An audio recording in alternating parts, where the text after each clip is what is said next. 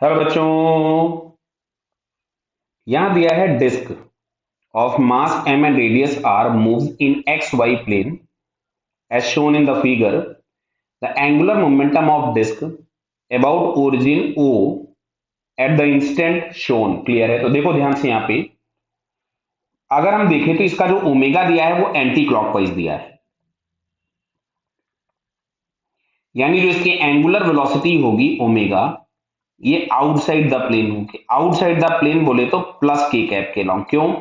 क्योंकि अगर x axis ये दिया है, वाई एक्सिस ये दिया हुआ है, तो आई क्रॉस जे जो हम लोगों को मिलेगा, जैसे हम यहाँ पे लिखेंगे आई वेक्टर आई कैप और ये लिखोगे जे कैप, तो आई क्रॉस जे मिलेगा के, और आउटसाइड हम लोगों को मिल रहा है के कैप वेक्टर। अब दूसरी चीज सुनिए, यहां से हम लोग अगर इसका पोजीशन वेक्टर आर लिखे, आर नॉट आर ओ, अगर मैं इसको आगे ले जाता हूं, क्योंकि हम लोगों को अगर क्रॉस करना होता है तो क्रॉस करते समय पर हम लोग क्या करते हैं, दोनों वेक्टर्स की टेल पहले ज्वाइन कर लेते हैं।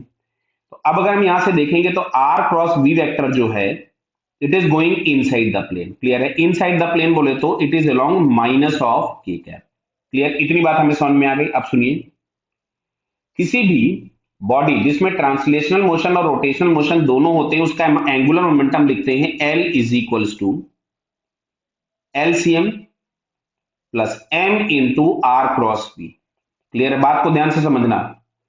एलसीएम होता है angular momentum about centre of mass, तो ICM into omega plus M into R cross P. Clear है बेटा? ये तो अब अगर हम देखें तो डिस्क दिया है, तो आईसीएम हमारे पास हो गया M R square by two into omega, और ओमेगा का डायरेक्शन था प्लस के कैप, तो मैंने इसको प्लस के कैप लिख दिया, प्लस एम वी दिया हुआ है इसमें आर ओमेगा, देखिए दिया है वी बराबर R omega, into perpendicular distance. तो परपेंडिकुलर डिस्टेंस हम लोगों के पास कितनी है, ये अगर हम लोग देखें तो ये वेलोसिटी की लाइन है, इस पे इस रोटेशन एक्सिस से परपेंडिकुलर डिस्टेंस है 3r, तो एम वी डी, और ये डायरेक्शन था माइनस के कैप के लॉन्ग। किधर था ये?